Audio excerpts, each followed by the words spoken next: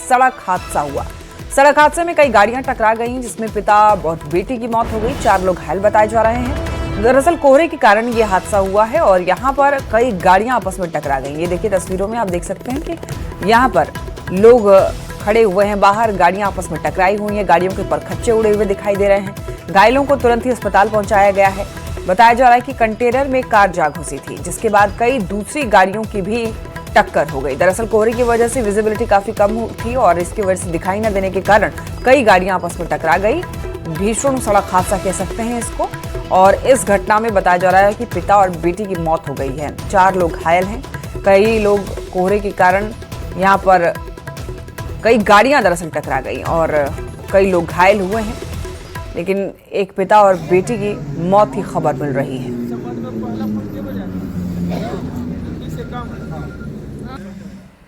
खबर पटना से। फतुहा थाना क्षेत्र के 4 लेन स्थित कोका कोला गोदाम के पास में डाक पार्सल के एक कंटेनर ट्रक में आग लग जाने से 4 लेन पर अफरा तफरी मच गई। कंटेनर ट्रक के ड्राइवर ने घटना की जानकारी पुलिस और फायर ब्रिगेड को दी, जिसके बाद पुलिस और फायर ब्रिगेड की टीम ने मौके पर पहुंचकर काफी मशक्कत के बाद आग पर काबू पाया। हालांकि इस दौरान कंटेनर ट्रक में लदे हुए लाखों रुपए के कंबल जलकर नष्ट हो गए। बताया जाता है कि कुरियर का सामान लदा कंटेनर ट्रक, जिस पर कंबल, दवा, मोटर पार्ट्स समेत अन्य सामान लदे हुए थे, पटना से भागलपुर लाया जा रहा था। इसी दौरान ट्रक सड़क से गुजर रही हाई टेंशन तार की चपेट में आ गई, जिससे पूरे ट्रक में करंट दौड़ गई और देखते ही देखते ट्रक में आग लग गई। गाड़ी हमारी पटना से भागलपुर के लिए लोड होकर निकली थी जी। रास्ते में यहाँ पर गाड़ी हमारी रुकी थी। बगल में बहुत डाउन लेवल में तार था, उसमें बाय मिस्टेक सट गया किसी तरह से, जिसके वजह से गाड़ी में करंट आ गया, जिसके कारण आग लग गया। बहुत मुश्किल से मेरा ड्राइवर किसी तरह जान बचा के गाड़ी से कूदा, जिसके चलते बहुत सारा ये सब नुकसान हो गया। क्या लोड था इस गाड़ी में? कुरियर डाक पार्सल, होम लॉजिस्टिक का माल लोड था, डाक पार्सल कुरियर। क्या क्या आइटम है इसके अंदर? इसमें ब्लैंकेट है, टाटा मोटर का पार्ट्स है, मेडिसिन है, ये सब मटेरियल है, मिक्सअप है। ज़्यादातर ब्लैंकेट है जिसमें आग पकड़ा, जिसके कारण हमारे गाड़ी का टायर का क्षति हो गया। हाँ। और पीछे का सारा मटेरियल ब्लैंकेट जो था वो जला बहुत ज़्यादा से ज़्यादा। खबर मोतिहारी से, जहां रक्सौल के करीब 100 लोगों को प्रशासन ने नोटिस भेजा है। प्रशासन ने नोटिस वाले जमीन को खास महल की जमीन बताया गया और जमीन पर दशकों से रहने वाले लोगों को ट्रेसपासर बताया है। नोटिस के माध्यम से अगले 30 जनवरी तक जमीन मूल्यांकन प्रति डिसमिल 26 लाख का 5% राशि जमा करके अगले 30 वर्षों के लिए लीज लेने को कहा है। अगर निर्धारित समय सीमा तक तय राशि जमा करके लीज नहीं कराते हैं तो जमीन को सरकारी संपत्ति समझकर कब्जा करने की कार्रवाई की जाएगी। अब देखिए, नोटिस देखकर लोग परेशान हैं और कई लोगों को अस्पताल में भर्ती कराने तक की नौबत आ गई। लगभग 300 लोगों का आया हुआ है और पूरे बाजार जो है हमारा वार्ड नंबर 12 में सभी को नोटिस आएगा और आ रहा है। कल से नोटिस बांटना शुरू हुआ है और इसमें कुछ लोग नोटिस पढ़कर हॉस्पिटल में भर्ती हो गए हैं। जो हम जिस मकान में हम लोग रहते हैं वो सरकार कह रही है कि बेतिया राज का ज़मीन है, ये आप लोग का नहीं है। इस पर नोटिस किया गया है। एक डिसमिल ज़मीन की कीमत 26 लाख रुपए आकी गई है और कब से जोड़ करके ब्याज पर ब्याज कैसे कर करके काफ़ी पैसा बढ़ाया गया है। उसके बाद सरकार कह रही है कि आपको 30 साल के लिए लीज पर मिलेगा। लीज के एवज में आपको प्रत्येक साल इतना 5% जो होगा आपका वैल्यू होगा ज़मीन का, उसका देना पड़ेगा। बात करते हैं चाईबासा की। चाईबासा से एक बड़ी खबर मिल रही है। दंतैल हाथी को खोजने का देखिए अभियान जारी है। झारखंड ओडिशा सीमा क्षेत्र में अभियान जारी बताया जा रहा है। रांची से वन विभाग के सीसीएफ ने भी चाईबासा और बेनीसागर क्षेत्र पहुंच करके अभियान का जायजा लिया। बेनीसागर से खड़पोस और आसपास के क्षेत्र में झारखंड सीमा पर चाईबासा के वन विभाग की कई टीमें यहां पर पेट्रोलिंग कर रही है। रात भर क्षेत्र में हाथी को ट्रैक करने के लिए उसके मूवमेंट पर नजर रखने का काम किया गया है। हालांकि देखिए, कोशिशें लगातार जारी है वन विभाग की तरफ से। यहाँ पर मशाल जला करके और भी जो अन्य प्रयास, जो अन्य टेक्निक्स हैं वो लगाए जा रहे हैं वन विभाग की तरफ से, ताकि जो दंतैल हाथी है वो पकड़ में आ सके, क्योंकि इस दंतैल हाथी ने जमकर उत्पात मचाया, कई लोगों की जान ले ली। तो ऐसे में अब सभी लोगों की उम्मीद वन विभाग पर टिकी हुई है कि किसी तरीके से वन विभाग इस हाथी को पकड़ेगा। झारखंड के स्वास्थ्य सेवाओं की अगर बात करें तो देखिए यहां पर हालात काफी ज्यादा बताया जा रहा खराब है, बदहाल हालत है। धनबाद के SNMMCH में करीब 2 घंटे तक मरीज को भर्ती नहीं किया गया, जिससे उसकी मौत हो गई। गुस्साई परिजनों ने जमकर हंगामा किया। अब ऐसे में सवाल ये उठता है कि गरीब मरीजों को मुफ्त इलाज का वादा तो किया जाता है, लेकिन जमीनी हकीकत कुछ और ही दिखाता है। स्वास्थ्य मंत्री के सारे दावे फेल, मरीज की जान से हो रहा खिलवाड़, मरीज की मौत, परिजनों का हंगामा, अस्पताल पर लापरवाही का आरोप। आप लोग कोऑपरेट भी नहीं कर रहे, आप लोग भी देख रहे हैं, आप लोग कुछ नहीं कर रहे, आप लोग सपोर्ट कर रहे हैं।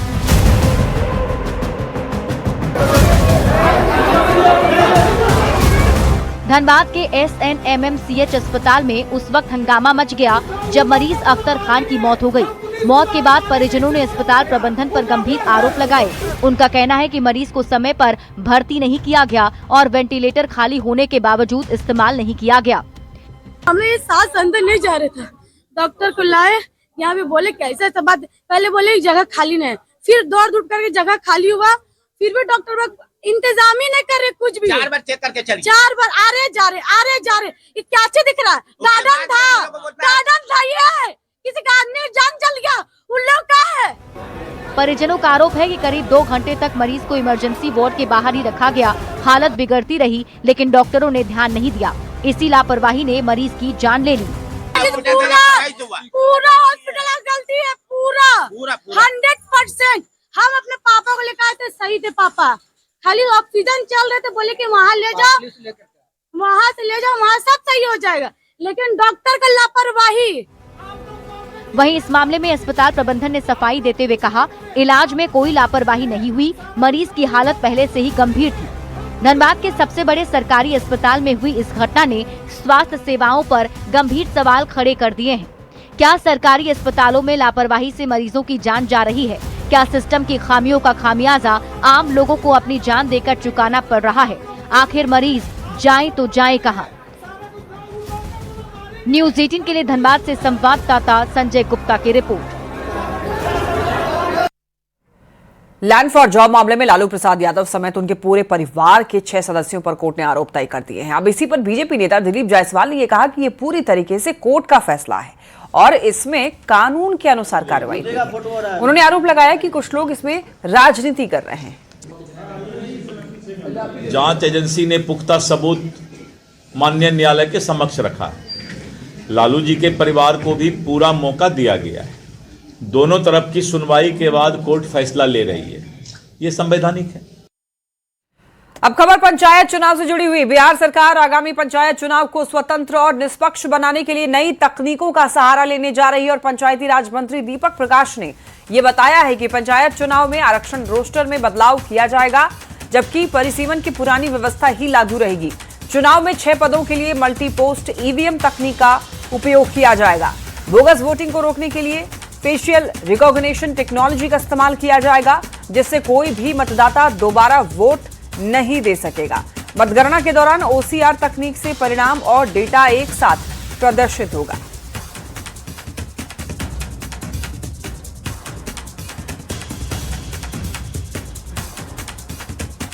दो 2026 में पंचायत के चुनाव होने हैं। इस चुनाव में परिसीमन की व्यवस्था में बदलाव देखने को नहीं मिलेगा व्यापक स्तर पे। कुछ जगहों पे जहां कुछ वार्ड नगर निकाय के क्षेत्रों में चले गए हैं, वहां पे उस स्तर पे रीऑर्गेनाइजेशन देखने को मिलेगा, परिसीमन में थोड़ा बदलाव देखने को मिलेगा, लेकिन राज्य के स्तर पे, व्यापक स्तर पे कोई बदलाव नहीं देखने को मिलेगा। पुरानी ही परिसीमन की व्यवस्था लागू रहेगी। बिहार विधानसभा चुनाव परिणाम में इस बार जीतने वालों में राजपूतों की संख्या अधिक है और इसी के मद्देनजर पटना में राजपूत महासभा का आयोजन हुआ, जिसमें चुनाव जीतने वाले एनडीए के विधायक और मंत्रियों का स्वागत किया गया। इस मौके पर बिहार सरकार के मंत्री लेशी सिंह, संजय टाइगर पहुंचे। साथ ही चेतन आनंद, राजू सिंह, संजय सिंह समेत लगभग 15 विधायक भी इस कार्यक्रम में शामिल हुए। हाँ, आज इन लोगों का महासभा ये लोग चलाते हैं संगठन, उसमें समाज के लोग जितने भी राजपूत समाज के लोग जीते हैं विभिन्न दल में, सबको सम्मानित भी किया गया तो वही था कैसे समाज आगे बढ़े, कैसे इसका संगठन मजबूत हो। राजपूत महासभा के द्वारा सभी राजपूत विधायकों का एक जो है सो अभिनंदन समारोह किया गया था और जो भी राजपूत विधायक जीत के आए हैं इस विधानसभा में उनका जो सो अभिनंदन समारोह किया गया है। इसका कोई ये नहीं है, सभी जो भी राजपूत महासभा के जो ये राजीव नगर के जो लोग हैं इनके अध्यक्ष और ये जो सभी लोग जो है सो मिल करके सभी विधायकों का सम्मान करेंगे। बिहार सरकार देखिए लोगों को बेहतर स्वास्थ्य व्यवस्था उपलब्ध कराने की कोशिश कर रही है। सरकार के इस प्रयास का सकारात्मक असर भी देखने को मिल रहा है। पटना से भागलपुर पहुंची बिहार राज्य स्वास्थ्य सेवा समिति की यहां पर टीम ने सदर अस्पताल का निरीक्षण किया और टीम के सदस्यों ने गायनी, इमरजेंसी, दवाई काउंटर सहित SNCU वार्ड का जायजा लिया। तो उस प्रोग्राम के तहत स्टेट से कुछ मेंटर्स आते हैं जो कि अस्पताल में जो सुविधाएं दी जा रही है, क्या साफ़ सफाई है, क्या क्या चीज़ अवेलेबल है, उस सब के बारे में यहाँ पे आकर मेंटर करते हैं और इसके अगेंस्ट हम लोग को वो एक स्कोर देते हैं, जिस स्कोर से पूरे स्टेट में ये पता चलता है कि कौन फर्स्ट आया, कौन सेकंड आया और कौन थर्ड आया। खबर पूर्वी चंपारण से, जहां पुलिस और आम जनता के बीच संवाद और विश्वास को मजबूत करने के उद्देश्य से मोतिहारी LND कॉलेज में पुलिस पब्लिक फ्रेंडली कार्यशाला का आयोजन किया गया। इस कार्यक्रम में चंपारण रेंज के DIG हरकिशोर राय, पुलिस अधीक्षक स्वर्ण प्रभात, जिले के सभी अनुमंडल पुलिस पदाधिकारी, सामाजिक संगठनों के प्रतिनिधि मौजूद थे। वहीं कार्यशाला का मुख्य उद्देश्य पुलिस और पब्लिक के बीच की दूरी को कम करना, पारस्परिक विश्वास को सुदृढ़ करना और आम नागरिकों की समस्याओं का समाधान करना था। इस दौरान पुलिस अधिकारियों और सामाजिक संगठनों के प्रतिनिधियों के बीच में खुली तौर पर चर्चा की गई। रखा गया था 3 घंटे का ये वर्कशॉप था, जिसमें chamber of commerce, bar association, school college के प्रिंसिपल, अन्य हमारे जिला के और रेंज के भी कुछ आम नागरिकों को भी बुलाया गया था और पुलिस ऑफिसर्स तीनों ही जो पुलिस डिस्ट्रिक्ट हैं तीनों जगह के बुलाए गए थे, जिसमें DSP, इंस्पेक्टर और सब इंस्पेक्टर और कांस्टेबल रैंक के भी ऑफिसर को बुलाया गया था, जिसमें कि मुख्य रूप से ध्येय यह था कि उनको इंटरेक्शन के माध्यम से पुलिस पब्लिक रिलेशन कैसे और बेहतर किया जा सके, उसको लेकर के ये वर्कशॉप रखा गया था। चलिए अब वक्त है मौसम से जुड़े हुए अपडेट पर बात करने की। देखिए खबर पटना से मिल रही है, अगले 48 घंटे ठंड से राहत मिलने के आसार हैं। धूप खिलने का भी अनुमान जताया गया है। मौसम विभाग ने यह बताया कि इस दौरान न्यूनतम और अधिकतम तापमान में हल्का सुधार देखा जा सकता है। हालांकि 2 दिन के बाद मौसम फिर से बदलने की संभावना जरूर है और अगले 4 से 5 दिनों तक लोगों को कड़ाके की ठंड का सामना करना पड़ सकता है। साथ ही कुहासा छाए रहने की भी चेतावनी दी गई है। अगले 2 दिनों तक वेदर में इम्प्रूवमेंट देखने को मिलेगी, जैसे कि सूरज की रोशनी भी मिलेगी। इसके साथ साथ सुबह में घना कोहरा हो सकता है, लेकिन अगले आज और कल की बात करें तो 10, 11 और 12 को धूप निकल सकती है, लेकिन 12 तारीख के बाद फिर से कुहासा बनेगी। सिवान में ठंड से जनजीवन अस्त व्यस्त है। तापमान 7 से 8 डिग्री तक पहुंच चुका है और ठंड को देखते हुए डॉक्टर, सामाजिक संस्था के साथ साथ अधिकारी भी सड़क पर उतरकर जरूरतमंदों के बीच में कंबल और टोपी का वितरण कर रहे हैं। DIG मनोज तिवारी ने भी गरीबों के बीच कंबल बांटे हैं। तस्वीरों में आप देख सकते हैं सर्दी का सितम जारी है, लोग परेशान हैं। ऐसे में गरीबों को कंबल बांटे जा रहे हैं। रोटरी क्लब इसके लिए बहुत ही बधाई के पात्र हैं। इनके सारे मेंबरान मिलकर के कंबल बांट रहे हैं गरीबों के बीच में, जो कि बहुत खुशी की बात है और गरीबों की सेवा कर रहे हैं। ये अपनी तरक्की आगे करते रहें, देश और राज्य और तरक्की करें और क्लब को एक मुकाम पे ले जाए जहां लोगों की सेवा और अच्छे से कर पाए। अब खबर मकर संक्रांति को लेकर। दरअसल लखीसराय में मकर संक्रांति पर्व को लेकर तैयारियां देखिए जोरों पर हैं। गांव से लेकर बाजार तक उत्साह का माहौल देखने को मिल रहा है और खास तौर पर मकर संक्रांति को लेकर देखिए चूड़ा मिलों में ग्रामीणों की भारी भीड़ उमड़ रही है। चूड़ा कुटवाने के लिए लोगों की लंबी कतार लगी हुई है। भीड़ को देखते हुए जो मिल संचालक हैं उन्होंने नंबर के अनुसार चूड़ा कुटाई करनी शुरू कर दी है। ग्रामीण ने नए धान का चूड़ा बनवाकर पर्व की तैयारी में जुटे हैं। बाजारों में तिल, गुड़, दही समेत अन्य सामानों की खरीदारी भी अब बढ़ गई है। इस बार तो सबसे ज्यादा अत्यधिक बहुत ज्यादा भीड़ है। यहाँ पर लोग बहुत दूर से आता है, बहुत दूरी से आता है गिराने के लिए थोड़ा। यहाँ पर बहुत 2-2 दिन तक नंबर लगा हुआ रह जाता है। अच्छा, मकर संक्रांति है, इसको लेकर भीड़ है? जी हाँ, इसके पहले भी भीड़ था, आज तो और ज्यादा है, ज्यादा भीड़ है। हम लोग रात दिन करके थोड़ा टूट रहे हैं। विश्व रिकॉर्ड धारक क्रिकेटर शकीबुल गनी अपनी जन्मभूमि मोतिहारी पहुंचे और विजय हजारे ट्रॉफी में महज 32 गेंदों में शतक जड़ने वाले गनी का सांसद राधा मोहन सिंह ने भव्य स्वागत किया। उनके स्वागत के लिए विशेष क्रिकेट ट्रॉफी का आयोजन किया गया, जिसमें मुख्य अतिथि के रूप में गनी और वहां पर सांसद मौजूद रहे। जी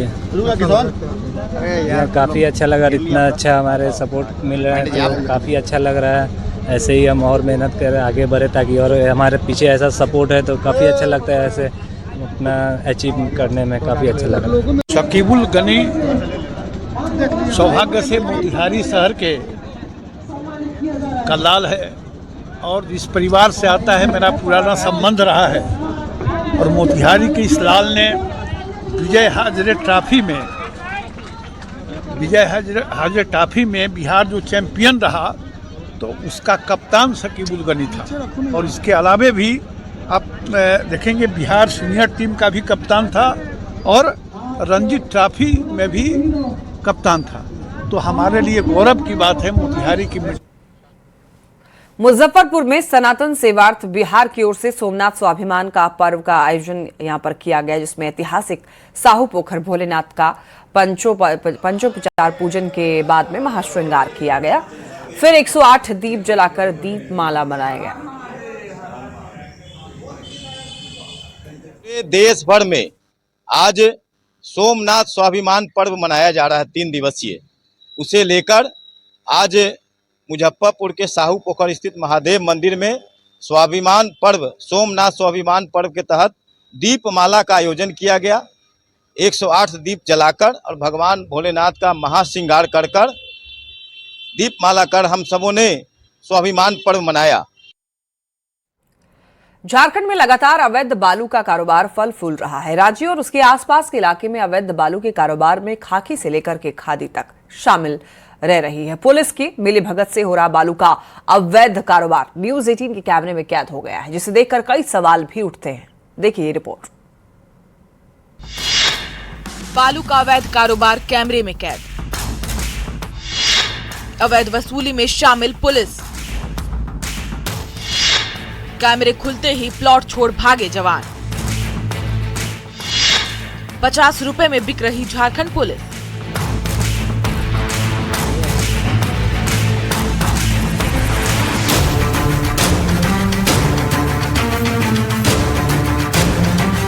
रांची के बुंडू और उसके आसपास के इलाके से बालू का उठाव लगातार जारी है। शाम ढलने के साथ ही सड़कों पर बालू माफिया हावी हो जा रहे हैं। बालू बुंडू के सूतीलोंग, बूढ़ाडीह और तुंजू नदी से उठाया जा रहा है। सूत्रों के मुताबिक इन तीनों नदियों से करीबन 70 से 80 हाईवा बालू का उठाव हर रोज होता है। ये गाड़ियां 3 ट्रिप भी लगाती हैं। इन नदियों से उठने वाला बालू झारखंड की राजधानी रांची समेत कई जगहों पर डंप किया जाता है। रात के अंधेरे में बालू के इस अवैध कारोबार की तस्वीर न्यूज़ 18 के कैमरे में कैद हुई है। कैमरे में कैद हुई है कि किस तरीके से पुलिस बालू गाड़ियों से पैसे वसूलती है और कैमरा देखकर फरार हो जाती है।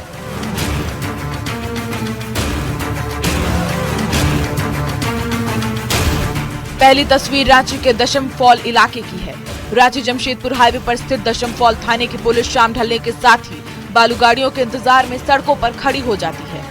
बुंडू के नदियों से बालू उठाकर ले जा रही गाड़ियों से पुलिस सड़क किनारे खड़े होकर पैसे वसूलती है। आप समझिए कि दशम फॉल के इलाके में किस तरीके से थाना क्षेत्र में, हर थाना क्षेत्र में आप जब इस रामपुर और हाईवे पर आएंगे तो कोई भी पुलिसकर्मी आपको कुछ भी बोलने से इनकार करेगा। ये गाड़ी यहाँ पर लगी है, आप देखिए पुलिस की गाड़ी है, अंदर अधिकारी मौजूद हैं। लगातार बालू का जो कारोबार है वो यहाँ पर चल रहा है। उनके लोग यहाँ पर आते हैं। हमने बात करने की कोशिश की कि कोई बताए सर कि आखिर क्या हो रहा था जब यहाँ से गाड़ियाँ गुजरती हैं और हाथ मिलाते हैं। तो ये कैमरे में तस्वीरें कैद हुई हैं कि किस तरीके से राजधानी रांची में अवैध बालू का कारोबार चलता है और इसमें प्रशासन भी संलिप्त रहती है। अब दूसरी तस्वीर रांची के नामकुम थाना क्षेत्र की है, जहां रामपुर चौक पर भी कुछ इसी तरीके से शाम ढलने के बाद पुलिस की गाड़ियां अवैध वसूली में लग जाती है। पुलिस कर्मी हाईवा और मिनी ट्रक से जमकर वसूली करते हैं। न्यूज 18 के कैमरे में जब नामकुम थाना क्षेत्र की ये तस्वीर कैद हुई तो मौके से पुलिस कर्मी ही फरार हो गए। पूरी पेट्रोलिंग की टीम इस वसूली में शामिल रहती है।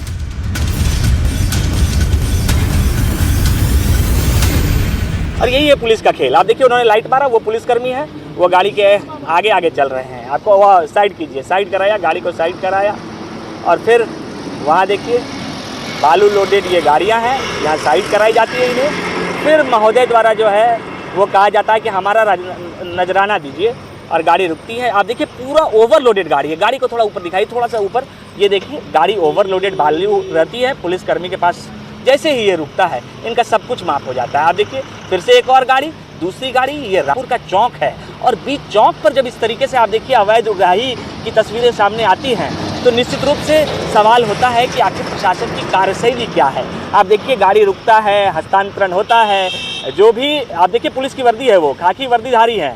खाकी वर्दीधारी के हाथों में क्या दिया जाता है, आखिर जो हाईवा आता है वो क्या देती है। थोड़ा सा कैमरा पैन करेंगे तो हमें पता चलेगा कि जो हाईवा आ रही है वो तो पैसा देती है और पूरी पेट्रोलिंग की टीम होती है।